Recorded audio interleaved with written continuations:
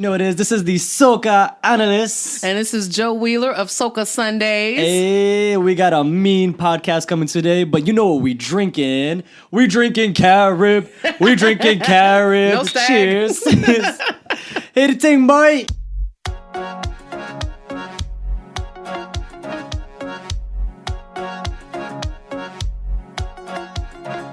So I am here with the bad gal, Joe Wheeler.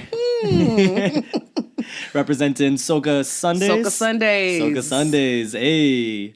With my sidekick Ian the Goose Elegant. Got to give Ian some love. Big up, big up, big up. SOCA Sundays. What's SOCA Sundays about? How long this has been going on for? What is it exactly? I listened to a little bit here and there, but I didn't get the full picture. So SOCA Sundays is myself and Goose, Ian the Goose, who is a Trinidad radio legend. I believe, if I'm not incorrect, he actually launched the very first radio station in Trinidad. So he's been around like 5,000 years. Oh, man. And he's based in New York now. So we met when I first moved to New York about 2003 or 4. We were working at the same radio station together. Okay. About 2003 or 4, we kind of hooked up. And when I got to Trinidad, I looked him up.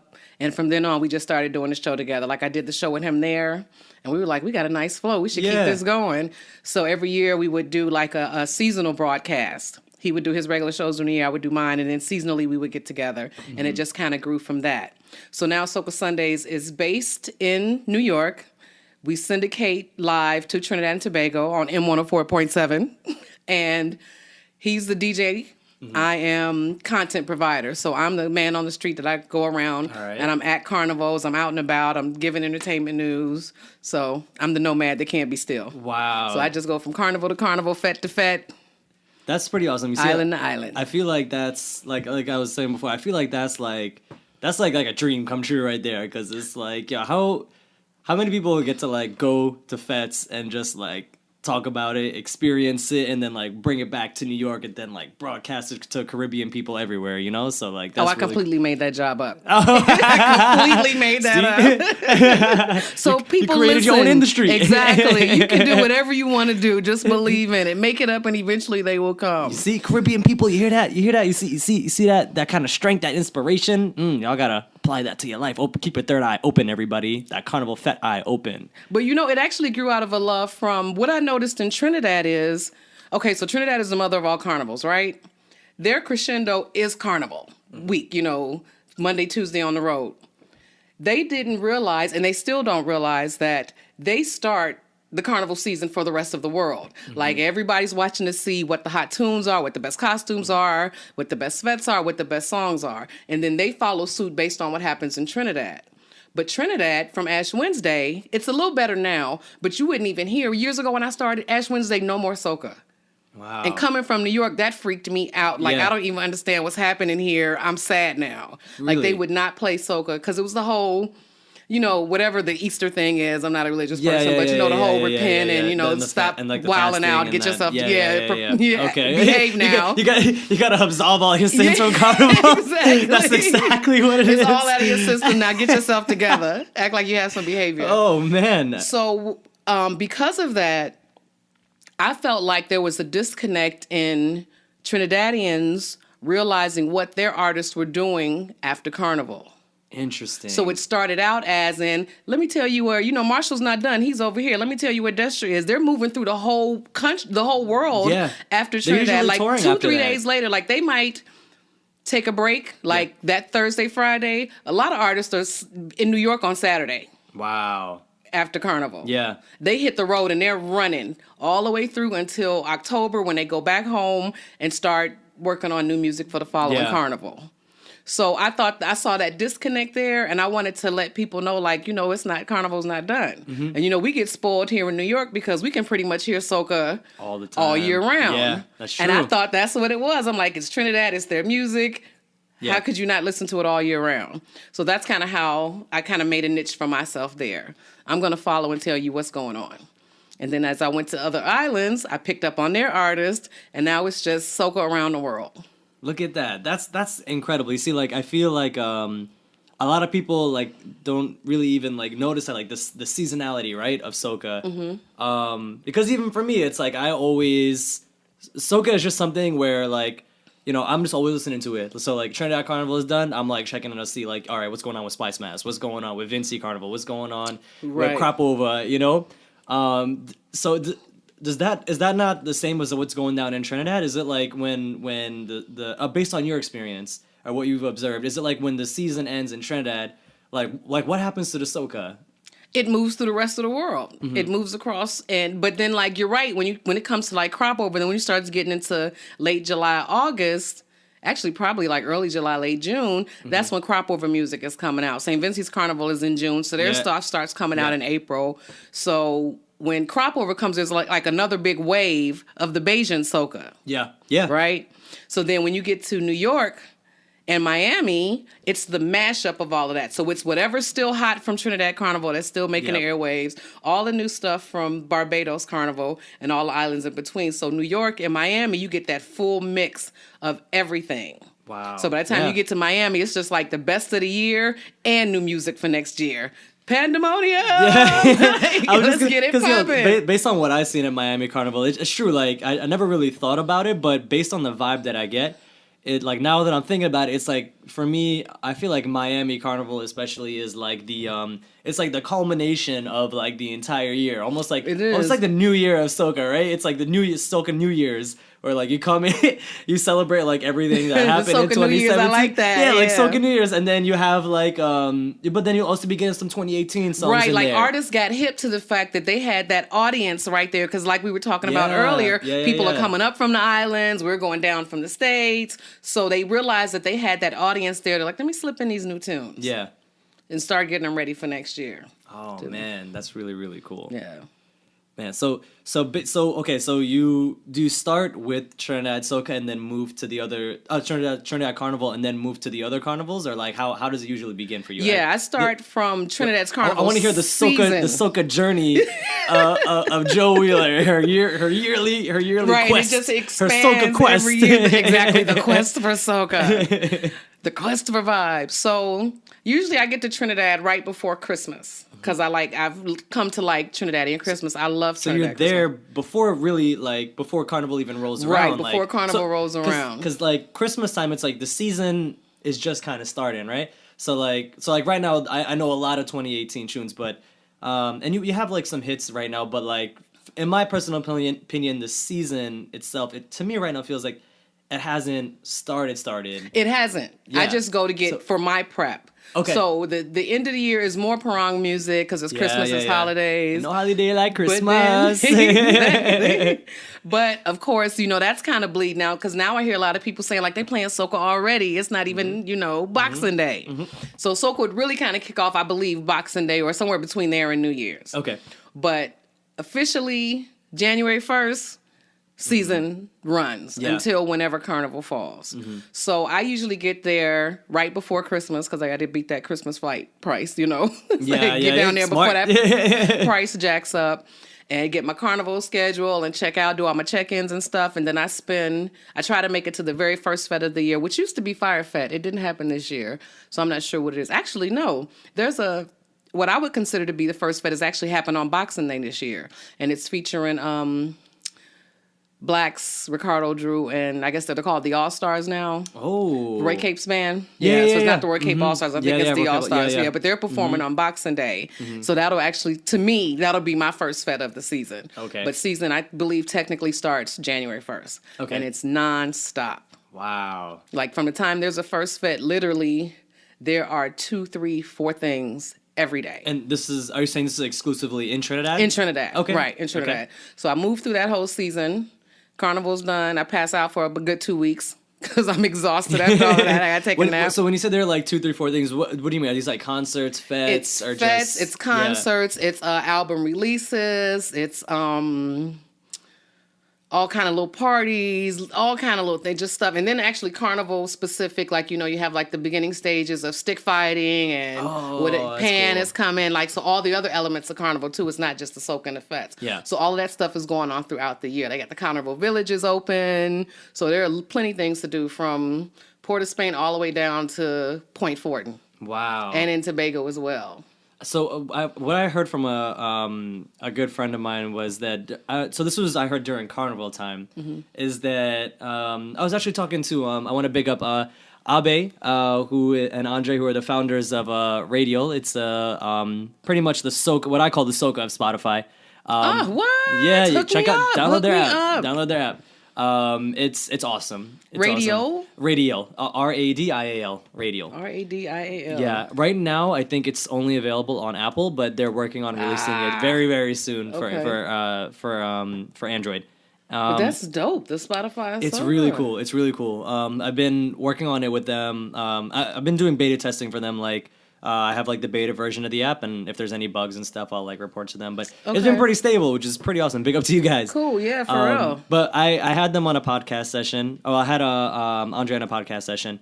And he was pretty much saying to me, he was like, when you're in Trinidad or carnival season, it's no matter where you go in the island, it's pretty much impossible to escape carnival. You cannot. So I'm wondering, does that only happen in during carnival time? Does that happen like from January 1st up to carnival time, you know? Or does it kind of build up the closer you get to carnival? Yeah, there's a build up, but it's true. Like Arima has things going on, and Marval, Why Live have things going on, and there are a lot of people who like Arima has their own parade.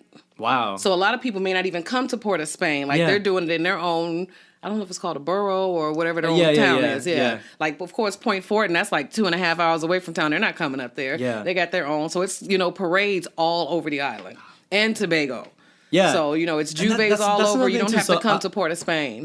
In like your experience, like what's been the scene with Tobago during carnival time? Because like I said, I've never been to carnival before. I'm going next year for the first time. I can't wait. And you're playing Juve with our band. I'm putting that on here right now. That's on the record, SOCA everybody. Will all be right? playing with Fantasies. Fantasies, Ram Jam. Plural fantasies. One is not enough. We needed two. But so like what's been from what you observed? What's like the scene in Tobago like during carnival? Do the Tobagonians, do they come over to the island of Trinidad during that time? Are they doing their own thing? Is it like a mix? Like a mix. It's both. They're doing their own thing. Some Trinidadians go over there. They have fetes over there, like Sherwayne Winchester. He's been doing a few years. He has his fet Tobago Love. Artists go over there and perform. So they go back and forth. That's awesome. So the hardest part about Tobago is trying to get over there for Ash Wednesday, because then that's like the cool down spot. Right. So like you might want to buy that ticket now. Yeah. Because those boats and planes will be full, and you won't be able to get to Tobago. See, look, this is like a guide to carnival that's right now. I'm loving this right now. If you're going to Tobago, that's where it is. But so Ash Wednesday and Thursday, that's beach line. So it's river line, beach line, like cool down. And that is the Wednesday right after Carnival Monday? Yes, that's Ash Wednesday, right? Okay. So you got Carnival Monday is like, so Sunday night going into Monday is Juve. Then Monday is on the road, but it's like the reduced, like you don't have on full costume, maybe a couple pieces. Really? And now they have, a lot of bands have Monday wear. So you might get an extra costume. It might be like a t-shirt and a little shorts or something like that. So you don't damage your costume, I'm assuming. And then Tuesday is full regala. So Tuesday is actually the full... Tuesday is full, full costume. That's headpiece and armbands and full makeup. That's like feathers, the whole shebang. And then you pass out again. And I see that, actually, let me back up. Trinidad is starting to bring back Monday Night Mass, which is another thing about Grenada. Monday Night Mass is the best. Okay, so you got to give us the bigger picture. The bigger picture, right. Let's start. First of all, for those who don't know, what is Monday Night Mass? What is Monday Night Mass? Monday Night Mass is... If you say this to a regular person, they might think this is like going to church or something, you know? Like I have Sunday Mass. Rosary beads here, and everything. Yeah. So Monday Night Mass is, again, on the road with a truck, but the trucks will usually be like musicians, pan bands, that kind of thing. It's not like a DJ truck, and they're just moving through town, chipping and vibes and that kind of thing. So Tuesday is like DJ band, the full truck.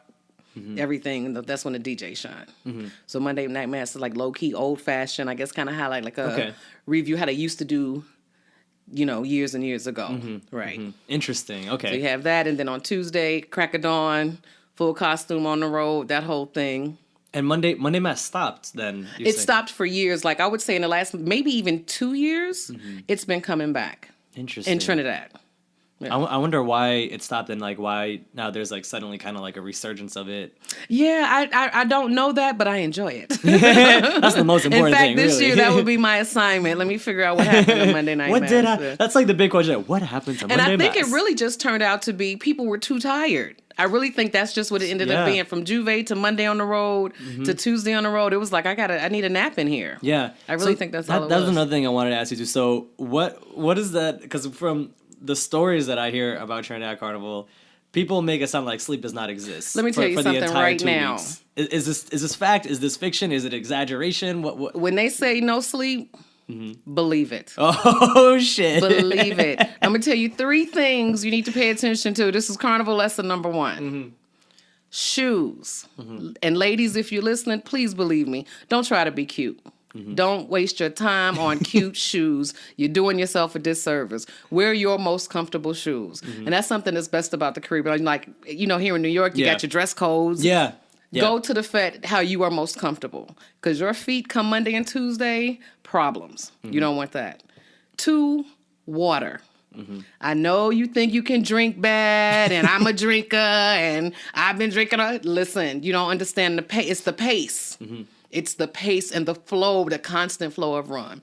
Got to stay hydrated. And number 3, get sleep when you can. Because when Trinidadians say no sleep, team no sleep is in effect. Like, you might get drug out of your bed with sleep. It's Carnival. Get up. Oh, Let's shit. go. Bar. Here, you might be sleeping, somebody pushing rum in your face. Get up. What are you doing? You can't sleep. We don't sleep. Like, really. You sneak off, find a place, sleep. Those are your 3 tips. I just imagine people like looking for a little tiny corner while they're clutching their arms around their feathers and their outfit, just trying to like find a little spot to curl up and hold onto the outfit and sleep for like a couple minutes. Dude, the bodies on the side of the road is real like, oh, she ain't make. So nice. So it's not even they're trying to hide. It's just I'm gonna just Like, pass I can't out right take it here no more. on I'm this done. curbside. This is it. I'm out of here. I need a nap. But, it's soca music. So I've been, Energy. it gives you Energy. life. It Yep, gives you I life. can relate to it. It gives you Every life. morning I'm up. It's the first thing that's my alarm. The alarm on my phone is Ale by Teddy St. John. Big up to Teddy. Ale, ale, ale, ale. I work out to soca. Soca makes Yeah. me. I tell people all the time, soca makes you happy. Yeah. It makes you feel good. Whatever's going on, rock out to some soca. That Dance is true. around the living room. You'll be good in about it- 15 minutes. That's literally been my life for a year. Yeah. Like just every day is just constant soaking. It's funny because like my best friend he'll come visit me once in a while, and whenever he sees me, it's just always soca. And then one day he just said to me, he's like, "Bro, I don't understand." I'm like, it's so crazy because every time I see you, there's just always soca going on. So it's good for me to hear about like what's really going down in Trinidad and Carnival, because I feel like what I do every day in my life happens like times like 10,000 in Trinidad, So that's pretty cool. So January 1st comes around. You're in Trinidad. You're there. So let me go back again. So you start first like around Christmas season. Right. You touch down in Trinidad January 1st. And you're there for are you pretty much there from like January into all of February, or like how? I'm there now for the last 5 years. Actually, this will be the 6th year. I'm really there from December till May. I hop out and do other things, Wow. but the reality was it was too hard to come back to the States in February or March. Like, Carnival's done. I'm not going back to snow. I'm not getting ready to do that. Yeah. And I was So born in true. Chicago too. No, I don't do winters anymore. Yeah, I'm done yeah, with that. yeah. It's not cute. Not my style. So, but I have other work there too. So I'm usually there in March. What do I do in March? I do some things around town, stage production, that kind of thing. Then April, I would usually go Bacchanal, Jamaica, St. Thomas Carnival. St. Thomas Carnival. St. Thomas What's Carnival. St. Thomas? So I gotta ask what that's like. I enjoyed St. Thomas Carnival, and I don't know what's going to happen now with all the damage, but Right. I enjoyed St. Thomas Carnival. Yeah, it's a smaller island, but the vibes are really good. What's it like in terms of the music scene? Are they playing mostly Trinidad soca? Are they playing? Did they have like their own? They have Okay. have their own artists. Yeah, so it's a mix. It's a good mix of both. a good mix, Like we were okay. talking about Grenada earlier. Yeah. Grenada earlier. Grenada's carnival is 99% Grenadian music. Job. Like I say, a Marshall might slip in, a big tune will slip in. Yeah. But for the most part, they are pumping their own music, and it's awesome. St. Thomas is kind of the same way, but more of a balance. Like they may not just have as many artists with songs out. That may be what it is. And what's their kind of sound like? Is it soca? Is it more calypso? Is it more zouk? Is it like what kind of sound do they kind of push out? That's a good question. Because like for me, when I was talking to a friend, St. Martin, she was telling me that like it's mostly like more so calypso. And my thing is like I always kind of like to hear the unique style from different islands. So for example, I can like hear like a Vinci song, maybe not know it's a Vinci song, but my gut might be like, yo, this kind of sounds like a Vinci sound, right? You know, and obviously Barbados obviously has their own. Yeah, Grenada, you definitely know. Grenada Barbados, is probably one of the most unique styles. Yeah. And like Haiti, obviously has like Kumba music. And which island? I forget which one. All the islands in the French Antilles, they have like the zouk sound. Right. Martinique and those kind of islands. So I was always kind of curious to hear what kind of sounds would come from islands like St. Thomas. I think the St. VI Kitts. sound is more like how you have groovy compared to power soca. Right. They're more like groovy soca. So Okay. in that sense, I could see how it say it's calypso-ish. Yeah, but it's more like a groovy soca. Yeah. All right, that's cool. Whereas, like you say, St. Vincent, like I think they're more power soca. Oh yeah, they're definitely. Like, Yeah. Vinci's on the other, and you then don't get a lot of groovy songs out of St. Vincent. Totally. And that's interesting. Okay, so St. Thomas more of like the groovy. Okay, makes sense. So their carnival smaller, more intimate. Yeah. Okay. Yeah, and it's like a strip of the island, and the carnival village is free. The carnival village is nice. The carnival village is free, and that's pretty much where everything goes on. And they have a big stage there, so they have performers every night. So like one night might be all local bands. One night might be a mix of local bands and foreigners. Another night might be all foreigners, kind of thing. So. Have you seen like big artists touch down in St. Thomas? Oh yeah, I performances? saw Destra was there. Sherwin Winchester was there. Sherwin. Mr. Killer I saw there. I think one of my favorite Kess performances was in St. Thomas. Yeah. Yeah. Now, Kess, let me tell you about Kess. Mr. Kess. He is a man who truly loves carnival. Yeah. I have seen Kess in the Bahamas. I have seen Kess in Jamaica. And I'm telling you, he loves carnival. Yeah. For me personally, everybody knows this. They kind of make fun of me because everybody knows that my favorite artist is Kess. It's Kess. Yeah. And before I forget this, while he's also in all the carnivals, he's also gonna be at Maracas nightclub at December 23rd. Plug it. I will be there as your personal photographer, so come through and get your photos with Kess. Kess It's with gonna be lit. without his hair. Without the dreads. This is the new Kess, all right? This is the new Looking style like a of baby. Kess. Looking like a baby. and the new style of music, you know what I mean? It's cool. But But he got some nice tunes already, though. he's doing great. I'm waiting for him to drop because Kess is very versatile artist. I think, in my opinion, probably the most versatile soca artist that I know right now. I'm not just saying that because he's my favorite artist. So everybody's being like, soca analyst is being biased. It's not just because of that.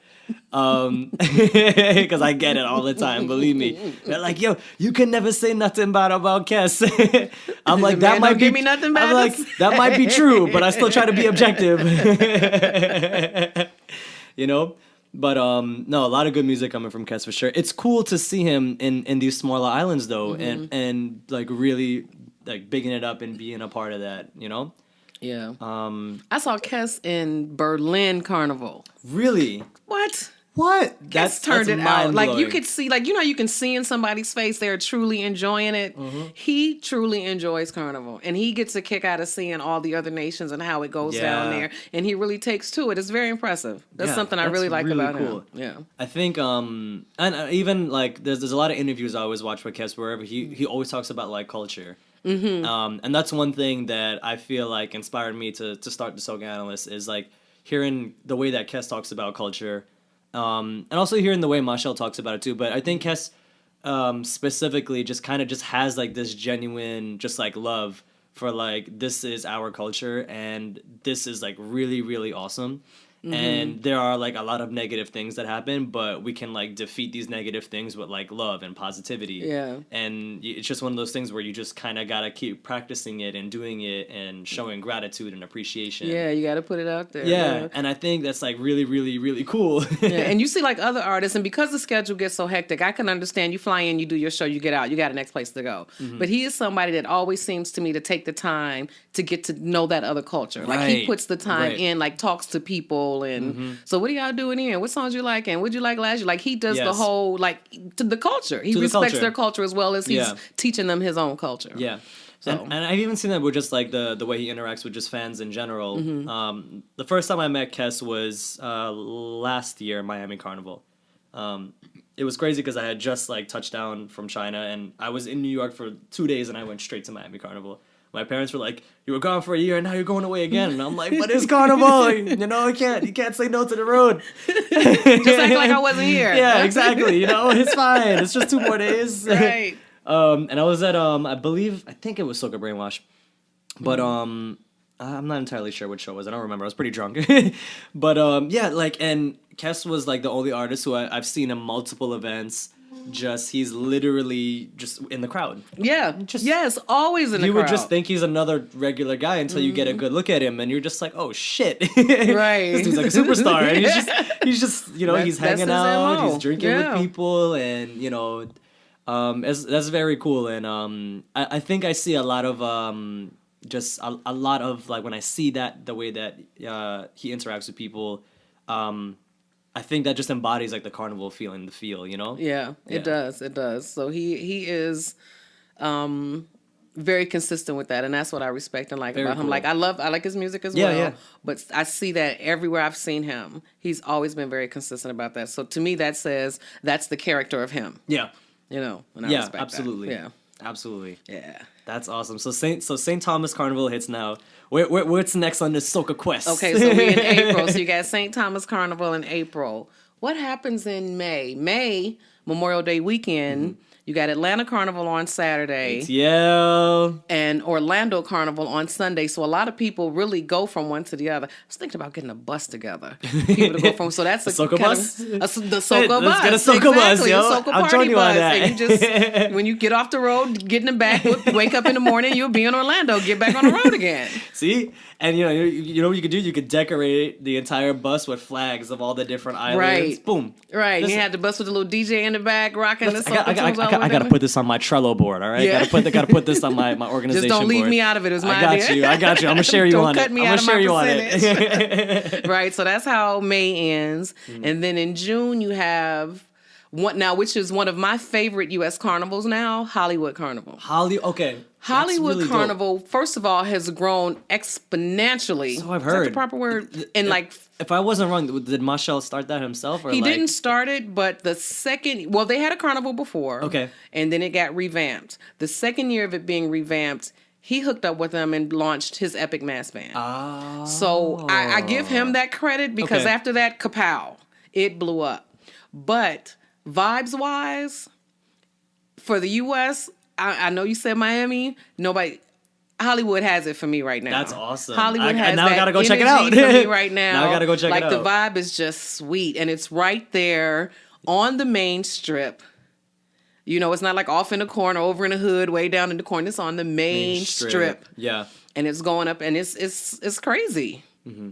And I don't know if it's because they were building it that it just. I mean, people are coming from Phoenix now. People are coming from Vegas. People are coming from all over. But I think they're in there. I didn't go this year. I guess this would be 5 years of the revamp.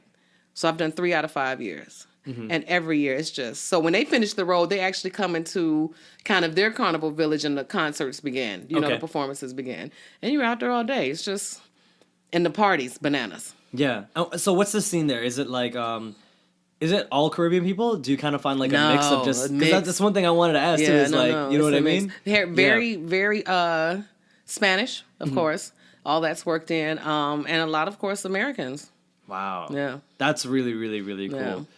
Yeah. I suggest Hollywood Carnival. I'm a big fan of what they're doing now. I'll totally do it now that I know what it's like. Yeah. Hollywood Carnival, I think, is probably the carnival that I know like the least about, just because I don't I don't really know anybody in California, and I don't know people who go. I knew maybe only one girl. But like ATL Carnival was different because like my sister lives there, so I heard some stuff about it. Miami Carnival, I've experienced. Caravana, Yeah. close by. But I would have never expected that. I was surprised myself. It was a very pleasant surprise. I would have never have expected that. Hollywood Carnival was doing it. That's good energy. That is a good time. Wow. That's when like people miss their flights for that last party. Like, they're going to the airport. What is it? So how fet wise, right? What are the fets like? Do they kind of like repeat fets for like year after year? For example, like Miami, they have like Scorch has like their own tribe has like Tribe Ignite.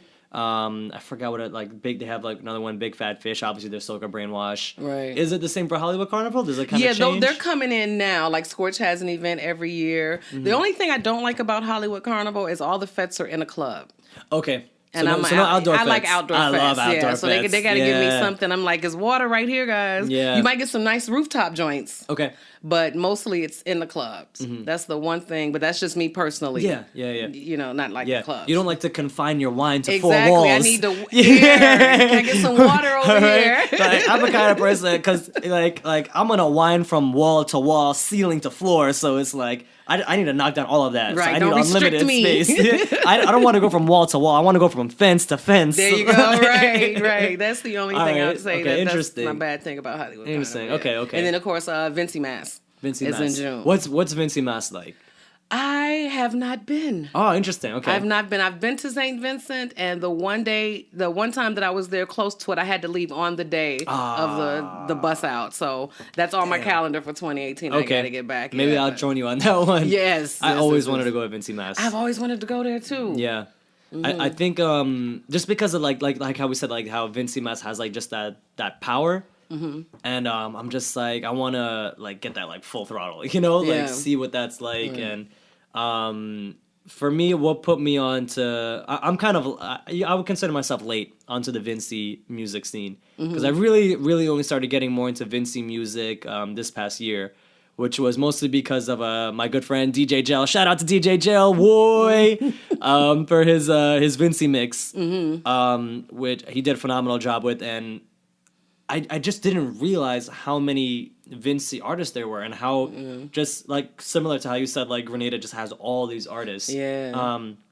Listening to that Vincy mix, I was like, just like, wow, there's so much good music. Right. I just never thought about or heard before, and I'm just like, oh man, I want to check the scene out. And see, I'm a Skinny fan. I love Skinny Fabulous. Skinny. So liking his music made me go seek out other Vincy artists to see, what else was going on. And the thing is that Skinny's been on the scene for like a long time, and he's just been just everything about Skinny, the way he performs, his voice alone, the type of music he makes, it's just power, it's crazy. Energy from the time he touched the stage, dude, it's crazy. Yeah. It's I really respect Skinny a lot. Repping Vincy all the time. Yeah. That's my celebrity crush. Hey, Skinny. Oh, it's on record, Skinny. Make me a lyrical Skinny Fabulous sandwich. Make sure you get this girl backstage pass, all right? For Vincy, gonna hit him with the batty eyes. Hi, Skinny. It's gonna shut down in 2018. Joe Wheeler, Skinny Fabulous. You done know Soca Sundays. There we go. I like it. Speak it into existence, my man. And the SOCA Analyst is going to be following behind, all right? That's right. The SOCA Analyst is going to be third wheeling with Joe Wheeler. You invited to the wedding. You the best man. You inside. I'm going to be drinking all the rum, so I'm totally with it. So one question I want to ask you. I know you said this kind of whole thing, this like journey and this love for like Soca started kind of like with this like curiosity of like, okay, what are the artists doing, at like post Trinidad Carnival? Was soca music like a part of your life, like for like since you were like a kid, or is it something that's just been like recently introduced to your life, or like what's like Let me tell you this story. Here's the story. When I first moved back, I'm originally from Chicago. When I first moved back to Chicago in 2000, I wanted to finish my degree in radio broadcasting, so I went back to school. And when it got time to do internships, I had been out of school for a minute, so I was a little older. I didn't have time to play around. I'm not fighting over internships. Whatever's open, I'm taking it. And there was a reggae and world music show. Shout out to Randolph Coleman. Taught me everything I know. Hey, big up. And I was doing the show with him. And I hate to say this, but no, it's not. I hate to say it because it comes full circle. Whenever he would get to the soca and the music, what's the music of Belize? I can't call it right now. Oh, I forgot. I don't know it either. It's right on the tip of my tongue. I'm sorry, Belize, but I'll say it in a minute. But whenever he got to that style of music, I would take my my green break. Right? I'm out of here. So one day he pulled me to the side and he was like, listen, if you're serious about being in this music, Caribbean music is not just reggae. Like, you good on reggae, but there's more. You need to learn kumpa and what is this music? I got to find it. Let's look it up. Let's look it up. We have time. We have time to look it up. We have time to look it up. We have time to look it up. You don't know every one of these soca analysts. We're looking up right now. Belize music. Shout out to Belize right now. Let's see. Like Garifuna. Yeah. Sorry about that. You know how I've always been pronouncing it wrong. I've been pronouncing it as like Garifuna. Yeah. I'm probably saying it wrong too. I say everything Garifuna wrong the whole time. It probably is Garifuna, and I'm saying Garifuna. It's probably Garifuna. I say everything incorrectly. So I would break out during that. And he was like, if you're gonna do this, you got to learn everything. I'm like, okay, yeah, I'm gonna do that. Months pass, I'm still on my same thing. He pulls me to the side again, like, listen, you getting good at this. You got a flow. I think you could really be something in this radio thing for Caribbean music, but you got to make a decision now.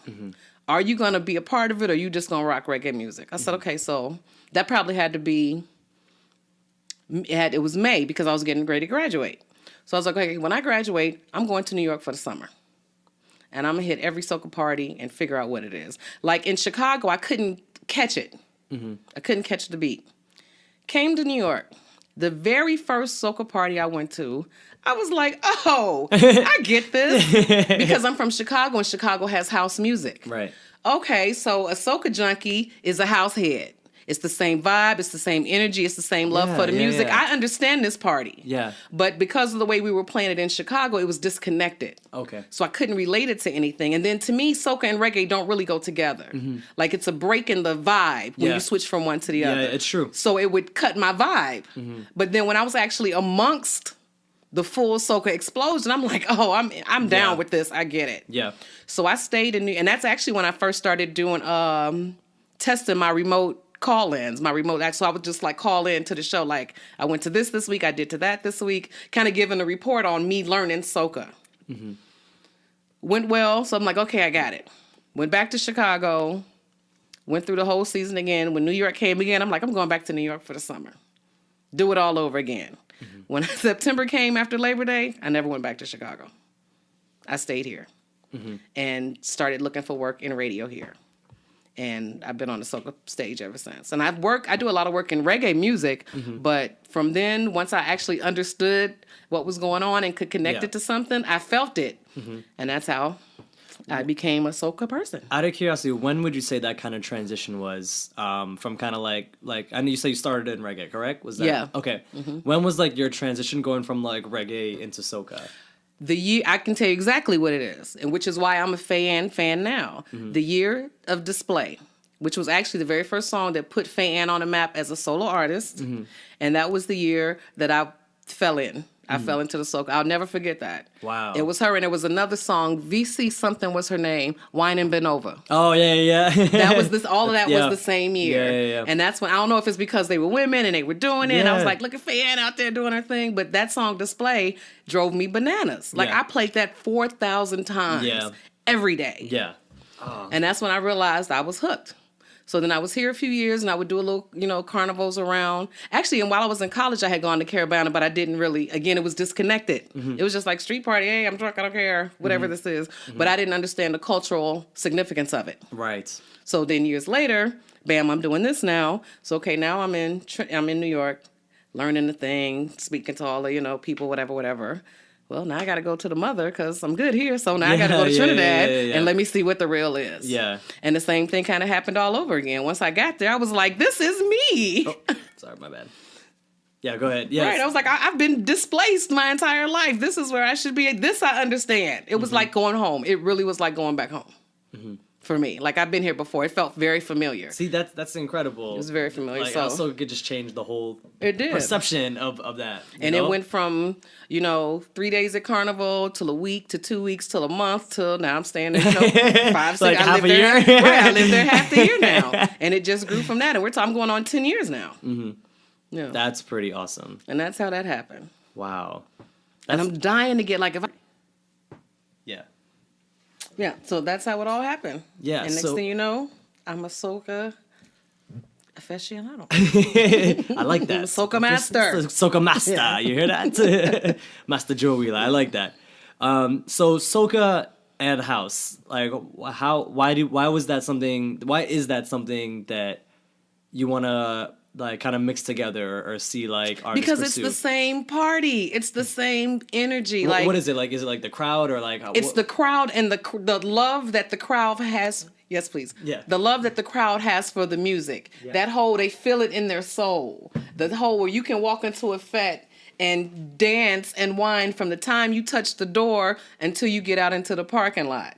That whole, I came in here dry, but I'm leaving here soaking wet because I can't stop dancing and can't wait to do it again tomorrow.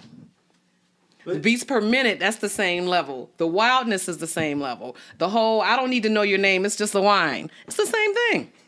You dance with strangers all the time. That's true. You know? My thing, so what, the only thing, like with house music now, what kind of events have you gone? Because I'm not too familiar with house music because the only thing I've been to was like, I don't even know if you could really call it. No, not even, because this was like more EDM. Right. See, that whole EDM You know and that I mean? European house thing, like that's not Chicago. You probably go to Jersey for a house party. That's the closest thing over here. Right. But yeah, it's let me see how to get you into some house music. You gotta send me some. Put this SOCA. I have to send you some, but when you hear it, you'll be like, okay, I can see that together. Kind of how SOCA and Afrobeat are blending now. It's the same thing. Okay. It's that same kind of beats per minute, energy, time, and I love Afrobeat too. Yeah, me too. I was in a grocery store in Brooklyn the other day. I was like, I don't even need any groceries, but they jamming this Afrobeat right now. Cheers to that. Cheers to Afrobeat. Cheers to that. Chink. Yeah. Plus, I think it would be a good way to get the SOCA vibe up in Chicago. Because again, I think in Chicago, they're considering it all Caribbean music. Mm-hmm. So they're putting the SOCA in the reggae party. It's not the same party. Right. But SOCA in a house party is the same party. Right. You know? Yeah. That makes sense. That's so interesting. Because, okay, so for example, like, I think based on the sound that I heard, you could argue it probably happened before this, but like SOCA 2016 was one of the years where I started hearing more electronic sounds in SOCA. Yeah. I wasn't a big fan in the beginning because I didn't think it was done right, and it started to sound like too like poppy to me the way they were, too like Very American much so. Poppy. Yeah. You know, and I agree. And in SOCA 2016 was, I feel like, this kind of experimental year. That, not to say that there wasn't good music, because there was great music. Hey, Bong Bim, you know? Yeah. There's great music. Big up to Marsville. Yeah. You know, there was great music during 2016, but the year itself, I feel, was kind of off. And then I heard there was like, maybe you could shed some light on it. I heard there was issues with Carnival too. I don't know, but I guess there's issues with Carnival. Like what? There's always issues with Carnival. Yeah, right? It's Carnival. People. Yeah. But I agree with you about the EDM. There was a lot of EDM. And I'm not a fan of EDM, so I was like, get that out of my party. Yeah, like, same. Get that crap out of here. It was just kind of off. But, you know, I thought 2017 rolled around, and I thought 2017 was a phenomenal year for SOCA. One of the best that I've heard, just from all the different types of like collabs going on and stuff like that. Not to cut you off, but you know what it was? It was that rise of Major Lazer. Yes. That's what brought that EDM to the party. You're totally right. That's what brought that EDM to the party. Yeah, like, definitely. Yep. While she fired Major Lazer, brought that EDM. Yeah, definitely.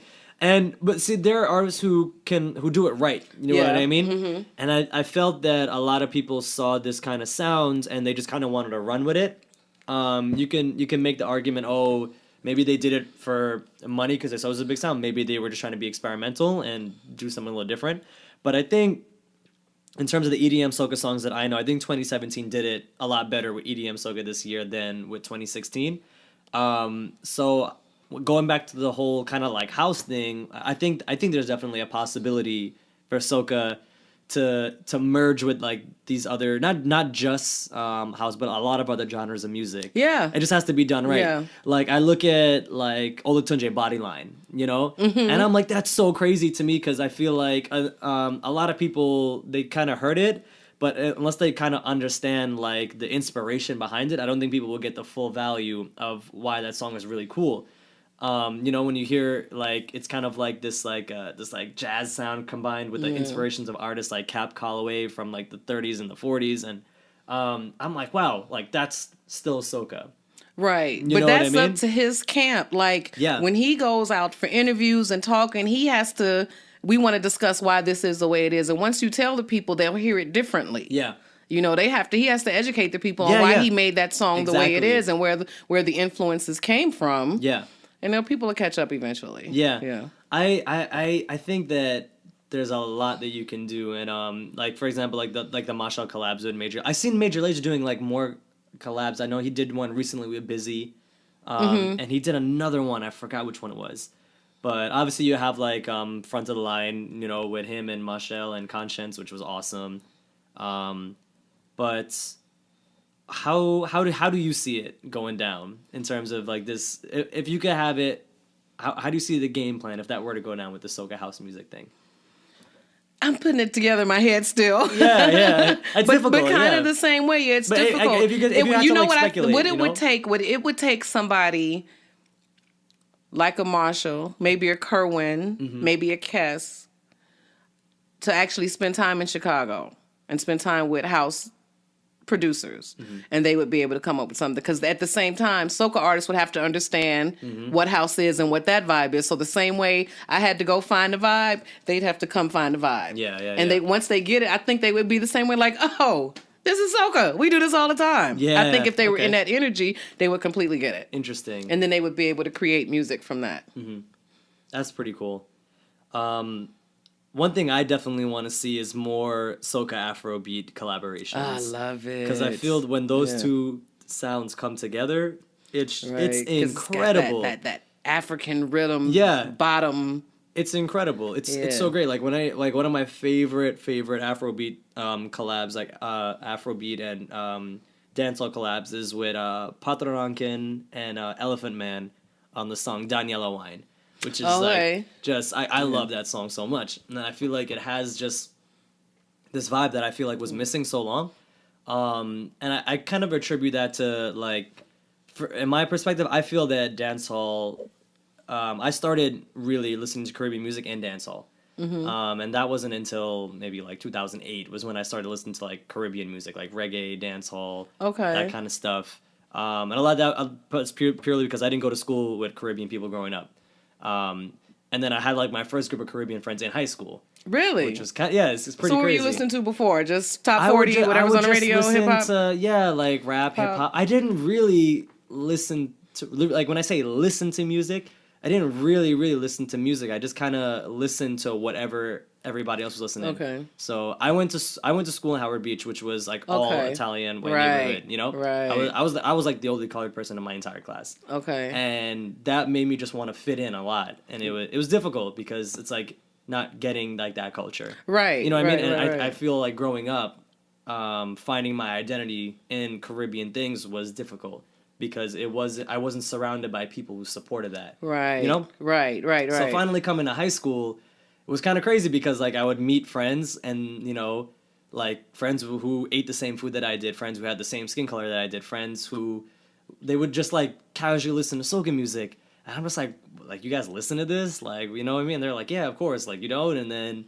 you know, that was like my whole thing of getting into So do you soca. remember your first song? Like I say, Yes. Display Yeah, was for yeah, me. yeah, What was your yeah. first one? The song that made me get into soca, this was probably when I was like, I don't remember how old I was, but I think the first soca song that really caught my attention, and this is when I started secretly listening to soca, was because at the time I still didn't have Caribbean friends. And when I did show You soca were to secretly people, listening to no, soca? seriously, I would secretly listen to soca, right? Because if I would show it to the kids in my school, I would get made fun of. Right. You know what I mean? So, like, the song that started it for me, I think, was It's Carnival. Classic. Yeah, okay. Right? Classic. And Allison Hines. No, it was, what was it? Allison Hines? Was it Roller Gal? I think so. Yeah. That Okay. song, too. Okay. Yeah. And also Makalele. Okay. Yeah. Yeah, she was hot right there. Yeah. It was I still love incredible. Makalele. And That song just- Faluma also, obviously. Yeah.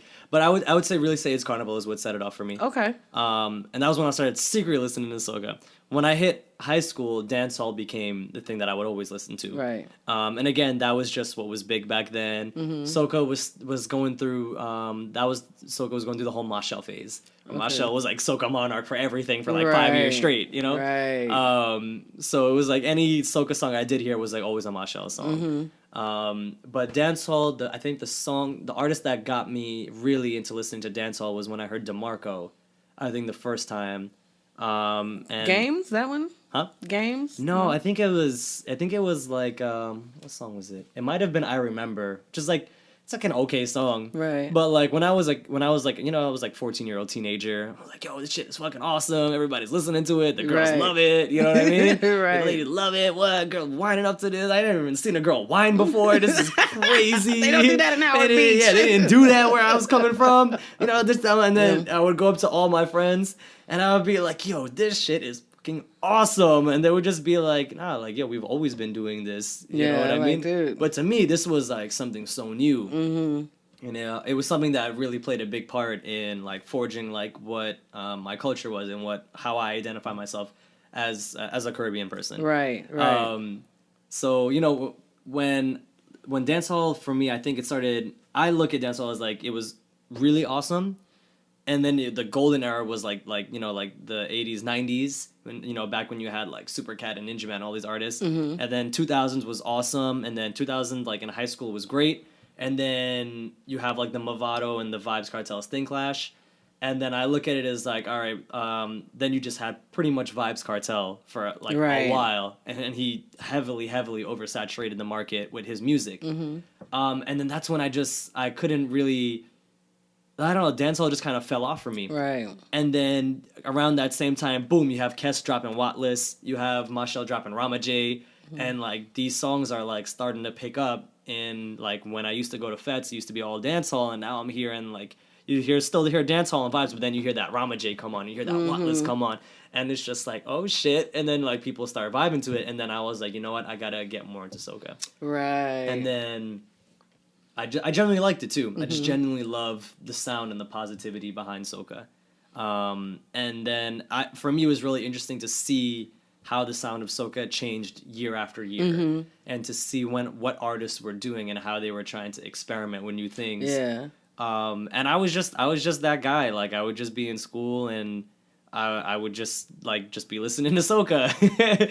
Or when I was 16 and I was finally able to drive my parents' car, I would like pick my friends up and like I would just be listening to soca, you know, and they'd be like trying to put on hip hop. I'd be like, nah, bro, put on soca. But you know, that's something what you just said. That's something Goose taught me from the very beginning, because people always like to say, as soon as it's so crazy, because as soon as the new songs start dropping, people are like, it's not as good as last year. It's not as good as last year. That's not going to do anything this year.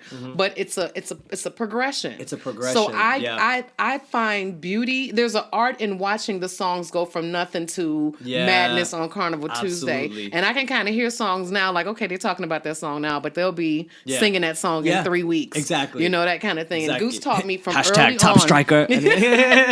Goose taught me from early on. He was like, don't ever compare seasons. You'll drive yourself crazy. Yeah. So it's like, do you like this better than last season? Doesn't matter. That was last season songs. That's what it was. Yeah. Let the new songs come in and let them rock and work with you, work for you and do how they're going to do. Because you can't compare. Yeah. You can't compare carnivals. One question I wanted to ask you is how do you feel, because I hear kind of like, I've been hearing like arguments from artists, from producers and everything.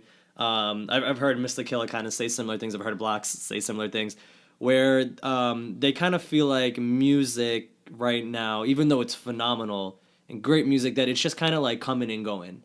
What do you mean? So for example, it's like you could artists were saying that they don't feel that there's not enough sort of, how do I say this? Like timeless pieces? Like timeless, yeah. Or if there are timeless pieces out there, they're not getting the shine. Say it. You know what I mean? That's what it is. Yeah. And Blacks, I genuinely feel that. It like, is. Yeah. And Blacks is somebody, and I'm a big Black fan. Yeah, like, me Blacks too. That's, as Wasi would say, that's me artist. We call him the Black Steel Lama because he reminds us of the Dalai Lama of soca. And that's because he again consistently every year. Blacks gives you a groovy tune. Yeah. He gives you a power tune. Yeah. He gives you a classic calypso tune. Consistently every year, and they're always awesome. But he may not get the radio play or the shine as somebody else.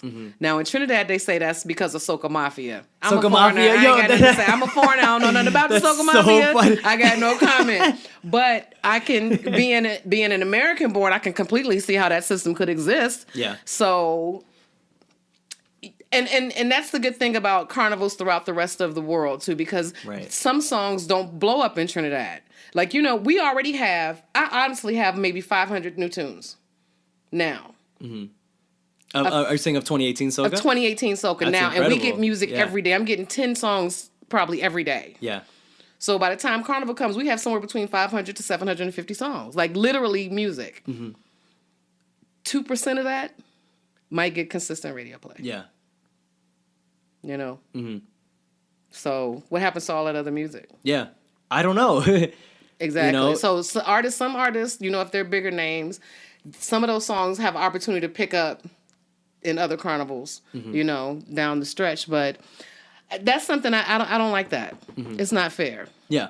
It's completely not fair. You know, a lot. Out of and it's a lot of wasted good music. Yeah. Oh, absolutely. You know? Absolutely. Out of curiosity, are a lot of the new songs that you get for 2018, are they mainly from Trinidad or they come from all over the islands? No, all over. That's awesome. Yeah. Yeah. Other that's artists, really like, awesome. especially, I was saying the last few years, other artists have started releasing their songs for Trinidad Carnival, especially since Trinidad finally opened up their Soca Monarch to other islands. Now, again, whether somebody from another island will actually win Soca Monarch, Soca Mafia, I don't know. Oh, you're saying will they win Trinidad Soca? Trinidad Soca Mafia, yeah. I think highly unlikely. Well, okay, I'm not saying it, but at least they get a chance to compete in their songs, you know. And then actually, too, in the last few years, several songs from Crop Over, I find that they're making their way to the next year Trinidad Carnival. They're not dying out. They're still getting played. Yeah. Like Duckin'. Duckin' was a song that came out for Crop Over. Come Carnival the next year, it was still hot. Yeah. And that was rare before, but now it's more common. Yeah. No, absolutely.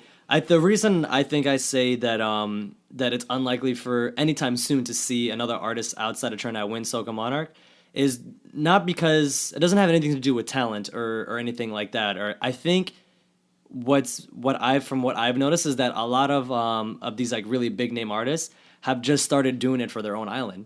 You know, like I know like Mr. Killa did like Roly Poly back in 15? I think it was 15, 14. I don't remember which year. It's been a few years. And he had a great performance, and a lot of people arguably say that, you know, they felt like he should have won. I don't really remember watching the other performances that year, so I can't speak on it. But I watched his performance. He could have won, and I thought it was really dope. Okay, well, see, now here's the thing with that. Okay, Soca Monarch. Yeah, and that's opening up like a whole other can of worms. You know what I mean? Because the year Kess won, song was the baddest toot of the carnival. Yeah, I still contend he should not have won Soca Monarch that year. Benjai should have won Soca Monarch that year. For what song? Trini. Oh, he should have won, and this is because it's the police. Sorry about that interruption, everyone, but we're just gonna go on to a whole nother conversation right now because this shit is important.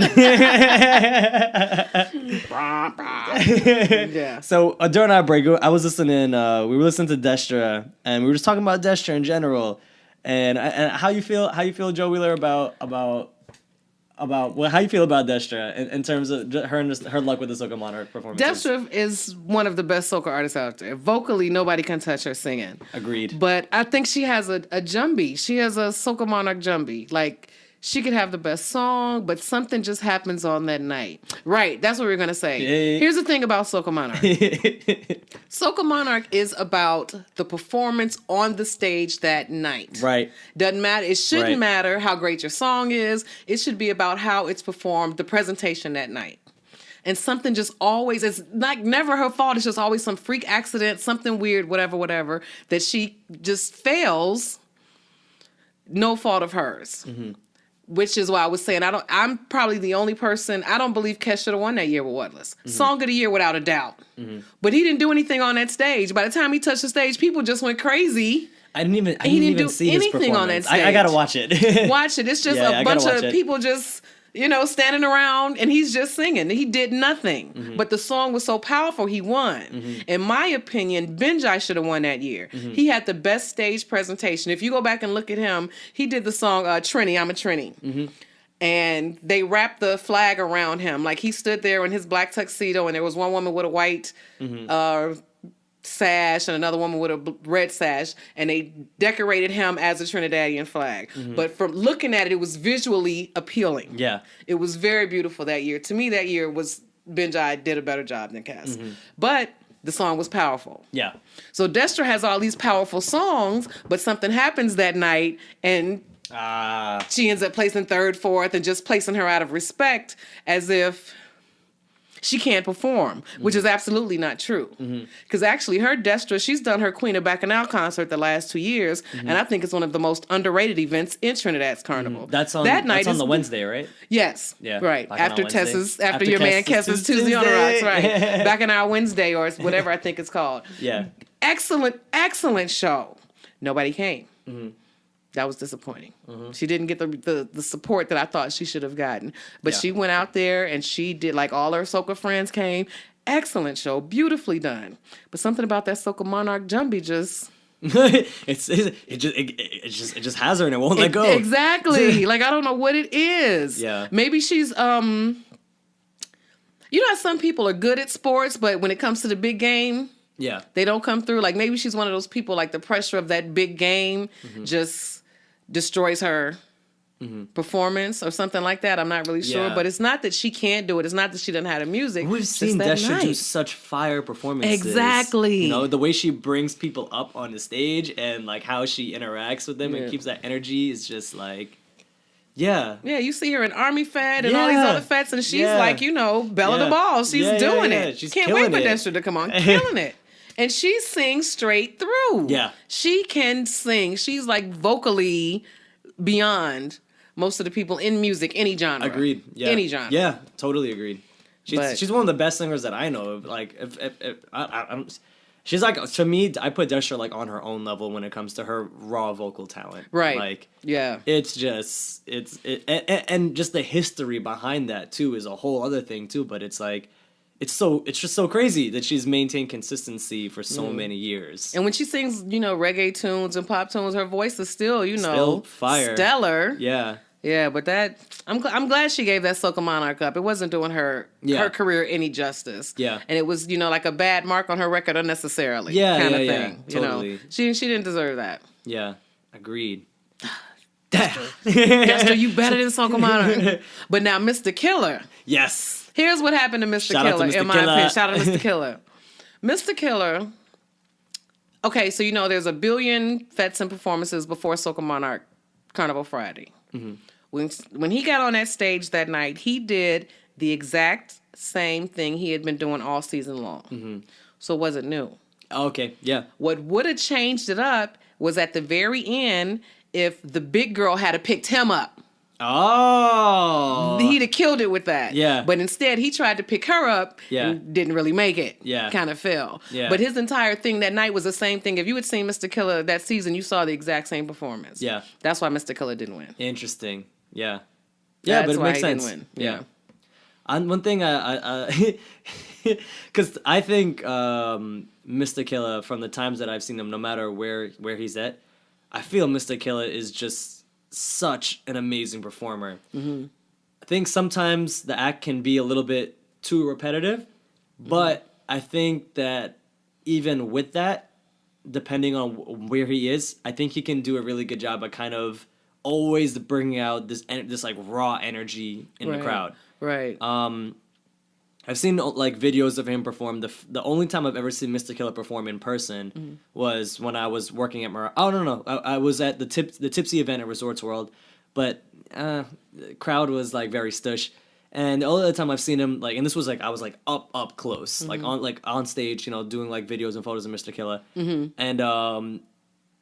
and just like seeing him like just go and just the way he comes out on stage with like the boy can dance. Yeah, the man can dance. That's the way he dances is so unparalleled and it's so crazy cool. And just like how he does his moonwalk into the handstand wine, and then does the handstand wine fatality, and then puts the girl him doing over the same and performance at every Fet. There's not a problem with that because everybody can't go to every Fet. So that completely makes sense. And that's what I'm saying. It's like, even though sometimes, like, personally, I might find it too repetitive. It's only because I'm such a fan that I've seen it so much. Right. But even still, every time he does it, it destroys everything. Yeah. You know. I think sometimes people like to see him come out to dance more so than sing. Unless he's doing Party Bad, because like to me that goes. And in his interview, he was talking about this on Ojo when he was talking about Party Bad. Mm-hmm. He was like, I was like, my goal is to make music that doesn't die. My goal is to make music that lasts. And to me, I think Party Bad is one of those. Is tunes. that the benchmark? I think it's one of those tunes that should last. In terms of like a song that just gets the crowd going, like the jumpy job beat, the way Mr. Killa is on it. It's such like a good like raw energy. So that's like what you were talking about timeless songs. Timeless songs. Yes. Yeah. But again, Party Bad, like you said, like big tune, but still doesn't get like shine like that. People play it. But I feel like crowd still really doesn't understand it unless they're my crowds that I've experienced don't really understand it, because I've seen Party Bad like shell down places in Brooklyn, right? But I still have yet to see Party Bad go and shell down a place here in Queens. And when I see that happen, I'll be pretty happy. Because it'll give me a chance to practice my handstand wine and finally have an excuse to moonwalk into a somersault. We need to see that on video. We gotta record that. He's somebody I would like to follow him around the season and see the response he gets in other locations. That would be very interesting. Yeah. He based on what I've seen in his Instagram live stories and stuff, when he's in other places, that he destroys places. I'm sure people love him. I'm sure like people, and because of his stage performance, even if you don't know him, you're going to be stuck watching like, look at this dude, and you'll go look up Mr. Killa after that. You'll find out who Mr. Killa is. I've noticed too that he's a guy who genuinely loves performing, and he's a guy that genuinely loves hyping up the crowd. And he's not what I'm trying to say, he's not afraid to go and get dirty. Like, he's not afraid to go jump down into the crowd and just be surrounded by all these people. He's not afraid to talk and interact with people like on a one-on-one level while performing. Right. And I've noticed that kind of separates him, where like he'll like jump down to the crowd, have the microphone, and just be talking to a person. Like, he's like, "Oh, I think you are the one," and then he just turns the girl around, and he does it like that too. Like so slow, and he's just looking at the crowd, like to see an artist engage like the crowd in a performance. That's why I think he's like one of my favorite performers, But the one point I want to make is that I love seeing him this year in the Grenada SOCA Monarch competition, not participating in it. I don't think he did. But I seeing him come out on stage with boys for their song "The Intention," and that was insane, because I don't think I didn't expect it. But to see Killa come out, like Mr. Killa, come out on stage and like open up a golden scroll and be like, "Yes, go forth, my son," right? And just like, wow. And Grenadians understand it. It's about the performance on that stage. There's Grenada SOCA Monarch. I'm telling you, Grenada Spice Mass, forever a fan. Their SOCA Monarch, that energy is just bananas. It's insane. It is insane. And you might be like, I don't know any of these artists, but I know them all now. When you leave there that night, you're going to Man on the Corner, you buying that CD or whatever have you, because the energy is crazy. And anybody with 3 Juves, I'm a fan of that. Like, never enough Juve. 3? How you got 3 Juves? What kind of madness is this? And I think like just even this year goes to show, I don't know how big the song The Intention was in Grenada. I know it wasn't too big outside of Grenada. I know Top Striker was big outside of Grenada. I think at least like since July.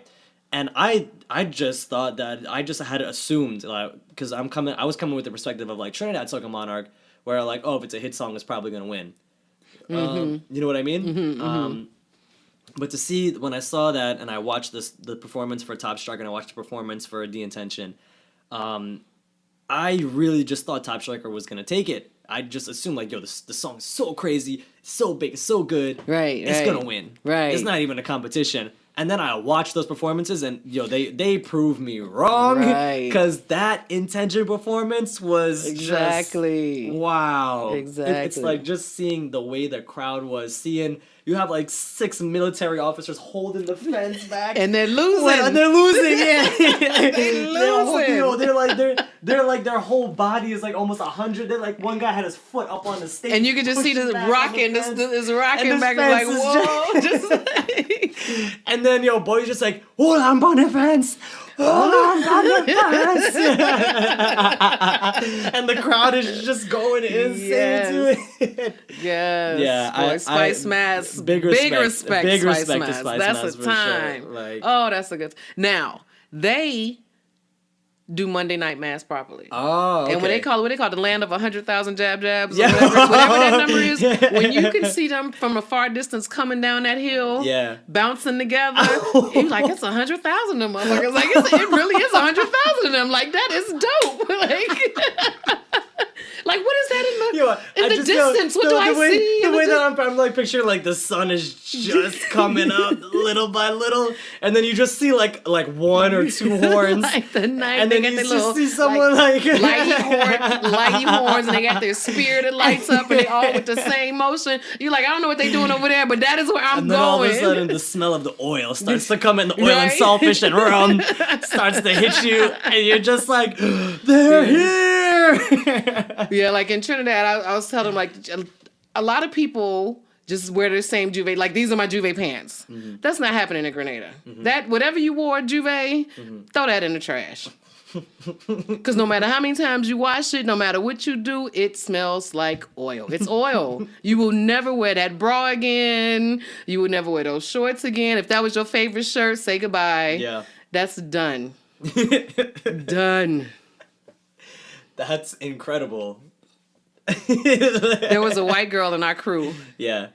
And she seemed like she was a little mousy at first. We're like, okay, we got to keep our eye on her. Okay. Like, we turned our back 10 minutes and turned around and could not find her because Oh. she got oiled up that fast. Wow. And, like, you could just see, like, the whites around Just her. that. So he's like, where did she go? We lost her. And she just whining, having the time, like, yay, rum. Like, oh, they got her. It's done now. She's inside. See? She found it. Yeah, she found it. And the she said she energy. just held her arms out and they just came and painted her down. Head She to had face, the leg, intention. everything. Boom. She was with it. Like, that's how you roll. That's awesome. That's how you roll. Have you done Spice Mass before? Like 1 time, 2 times? Have you done Spice? Yeah, I've done Spice Mass. Yeah. Yeah. Oh man. That's what I'm saying. Forever a fan. Forever a fan of Grenada Spice Mass. Yeah. That's crazy. And like I said, I'm a Juve person. Yeah. Pretty Mass. Yeah, okay, it looks good. I don't care about that. You can't make me wear a costume. Don't tell me what to wear. But but Juve, you doing 3 Juves is crazy. Yeah. 1 Juve one night, the next night 2 Juves, 1 on each side of the island. What? That's insane. What is this happening? Like, I think Juve and wow. Monday Night Mass might even be bigger than actual parade. There. Man. That's something too, you know? And you know what I really think about Grenada Soca is that the whole vibe of their music, because Grenada Soca, like, everybody knows about it. Grenada Soca is like my I've been saying it's my second favorite, but it's coming closer and closer and closer to becoming my first. Still not there yet, but it's becoming closer. And I say that because I feel like that story you just described, like whenever I hear Grenada Soca songs, I feel like all their songs just like they all have that feel to it. And they evoke that feeling just by, when you really listen to Grenada Soca, it's just... Yeah, you can't talk about Jab Nation it's without crazy. shout out Tall Pre. It's crazy. Don't do it hard. You know? Tall Pre. That Jab is serious business. I do want to say big up to Grenada. I do want to say big up to... Hold up, let me find this real quick. First of all, big up to Natty and Thunder for Top Striker. I just did my video review on it for those of you guys who don't know. And I also want to say big up to Natty's sister Zika for sharing my Top Striker video and giving me my first viral video. 20,000 views today. This is the first first time I ever had a viral video in my life for anything ever. Nice. I don't even think I could count to 20,000. So this means a lot. I just want to say big up to Grenada that we're on the conversation of Spice Mass. Big up to the 4-7 entry. Don't mess with the job. Word. Yes, they're pretty awesome. They're so awesome. So how does the SOCA journey? We went through how it started, how it starts in the year. What's the middle? What's the end of the SOCA journey? Is it coming back to New York and wrapping up everything that happens, or like how does it go? The end of the year for you. For the longest time, the end of the year for me is Miami, actually. Oh, okay, there we go. But I'm still trying to make Sugar Mass. So, like, St. Kitts is the end of the year. Montserrat is New Year. So, those are really the first and the last ones. And I'm trying to make those, put those on the list. Yeah. I have a lot of Monstratian friends. What up, Montserrat? Big up. They go over the New Year. So, I'm not sure, because I haven't done them yet. Mm-hmm. I'm not sure how they fit into the calendar, if it's really the beginning or the end. But conceptually, in my mind, Trinidad still starts the season. Okay. So that would be the end of the season. Yeah. Too. That would still be the end of the season, yeah. Okay. Yeah. And then, so after you do that, when do you do like an end of the year wrap up of the journey here? I'm going to start doing that. I think that'd be pretty cool. I've done it, but I haven't put it together as, an article or a photo. I was thinking about maybe it's a slideshow or something like that. Cool. Yeah. Yeah, I should do that. Somebody suggested that to me about a month ago. Like highlights, Yeah, highlights of the year, yeah. I think I'm going to work on that over the Christmas New Year's holiday. Yeah. See if I can put a slice of this. You see, she's working all year round for the SOCA. You see that? You see that type of dedication? American girl. Thank you for letting me in the club. That's so so what are your parents? Regular American. No, where are they from? Yeah. Just regular black. I'm just regular black. I don't know what to I wouldn't have guessed. I had just assumed that you had to be from one of the islands or one of the countries. That's the craziest thing, is that it's always assumed, like, Trini's always be like, she's Trini on the inside, don't worry about it. She's Trini in her heart, that's what counts. Yeah. But it's funny, in the beginning of my career, that was the problem. Mm-hmm. I was a foreigner. I was outside. Like, what do you know about our culture? What do you? Stupid Americans coming to take over or appropriate or whatever. I couldn't get no love. Even working in reggae music, when I was on the road as a tour manager with bands, just always drama. Yeah. When they would see me show up and they're like, "Oh, this American girl." First of all, we thought you were a white lady on the phone. That's a whole nother problem. And your name is Joe Wheeler, so we thought you might be a white man. And then you show up, this American Ross. Like, what is this? But 10 years later, it's my unicorn. Yeah. It's my gift. Yeah. So, And, definitely, that's really incredible when you can, work your way, not even work your way, but ease yourself into a culture by, just having genuine appreciation for it. Yeah. And I worked at it. I mean, I learned the music. I went out. Oh my gosh. Yeah. It sounds like, she just fetting all the time. Yeah, no. But it's serious work. Yeah, totally. I hit the streets, and you had me at let's sit down and drink rum and have an interview. That's when I was like, oh, she's got to be Caribbean. That's nobody. Who else would say that besides a Caribbean girl? Because I know the thing. That just goes to show you totally understand the culture. You know what I mean? Right. So it's definitely as we were saying about Japanese. There's no appropriation within me. It is truly respect and admiration and love, for the SOCA and Caribbean culture, carnival culture. It is who I am now, Mm-hmm. And I'll go head to head with anybody. You can't get me on SOCA music. We go tune for tune. You can't get me. How you know the lyrics? I know. I listen to this. I eat, breathe, and sleep this SOCA music, and I love it. It's my life's blood. That's really, really, really, really awesome. Everybody, be sure to check out Joe Wheeler on SOCA Sundays. How do people find you? How do they find the radio? How do they find you? Give us the whole spiel. Give us the whole spiel. All right, you can hear SOCA Sundays every Sunday afternoon from 1 to 4 Eastern Time or 2 to 5, depending on when time change. Currently, it's 1 to 4. In New York, it's Island Star Radio. In Trinidad and Tobago, it is M104.7